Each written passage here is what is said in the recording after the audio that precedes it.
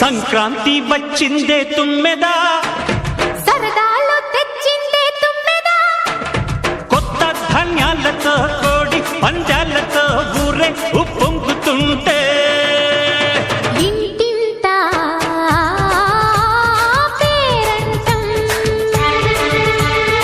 ఊరంతా